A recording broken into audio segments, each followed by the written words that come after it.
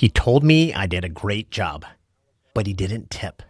Uber charged him $100 and paid me 37. And that hurts. But not because I believe he owed me a tip. It hurts because I don't know why he didn't leave a tip. And that's the problem. Should so much of my income really be left to luck? Let me make something clear. I don't demand tips. I don't expect a tip from every passenger. Every passenger gets my best service. I keep my car clean. I pay attention to things like the temperature and the music. I help with bags. If someone wants to talk, I'll listen. If they want a quiet ride, I'll give them that too. I'm not entitled to a tip, but I'm trying to earn one. And this looked like the kind of trip where I might actually earn a tip. It was a sunny Sunday afternoon reservation from the Syracuse airport. He ordered an Uber Comfort, which just happens to be the highest quality car available in my market. He had a 4.96 passenger rating and was going nearly 30 miles to Skaneateles.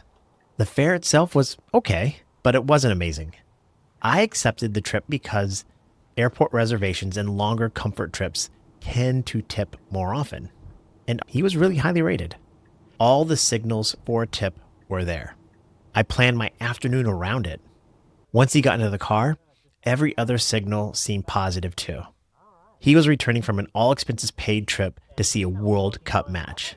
He sat in a luxury suite. The company covered the travel, the food, the whole experience. And honestly, I was pretty happy for him. Maybe a little jealous. I mean, I had to watch the match on TV. He got to be there. But we had a good conversation. He was friendly. I enjoyed talking with him, and he told me I did a great job. Then the ride ended, and no tip appeared. I don't really remember his name. We didn't become best friends. But if we happened to pass each other on the street, I'm pretty sure we'd recognize each other. We'd probably stop, say hi, and talk for about a minute. So why didn't he tip? Maybe he simply doesn't believe in tipping. If that's true, his decision had nothing to do with my service. Maybe I did something wrong. Maybe the temperature was uncomfortable. Maybe I talked too much. Maybe I missed some signal he was sending. But he didn't tell me, so I can't learn from it. Or maybe worse, he wanted to give me a tip, but he simply forgot. And to be fair, maybe he'll still tip. Tips sometimes arrive weeks or months later. And if he does, I'm really grateful. But right now, I have no way to know. Every one of those explanations produces the same message. Nothing. And $0 doesn't tell me what happened. My wife asked me if I could rate passengers based upon the tip. I can't. I rate passengers based on what happened in the car. I've completed almost 16,000 trips, and more than 8,000 passengers have taken the time to give me 5-star ratings. More than half of all of my passengers have opened up the app and said, in effect, Levi, you did a great job. But historically, only about 1 out of 3 passengers tip. Last week, I completed 26 trips. 8 passengers tipped in the app, and 2 gave me cash. 16 didn't tip. Yet, I tried to give all 26 rides the same level of service. That's why a tip does more than add money to the ride. For me, it closes the feedback loop. It says the passenger noticed the effort and believed I earned something extra. Without that feedback, the ride ends in a question mark. I know which trips tipped, but I don't know who gave me 5 stars, who rated me lower, or God forbid if it ever happened, who reported me. But this isn't only about my feelings. Last week, I was online for 17 hours and drove 500 miles. Before tips, Uber paid me $400. At my estimated direct vehicle cost of about 30 cents per mile, those 503 miles cost me $150. That left me with $287 in profitability before tips. That's roughly $16 an hour before the car washes and the taxes and the other expenses, like tipping the car wash workers. But like I said, 10 passengers tipped me a total of $122. $97 in the app, and $25 in cash. Those tips added almost $7 to every hour I was online. They represented more than 1/5 of all the money I received that week. Tips aren't making me rich, and my passengers' tips aren't making them poor. Tips take a low wage and make it barely survivable. My service is consistent, but my income isn't.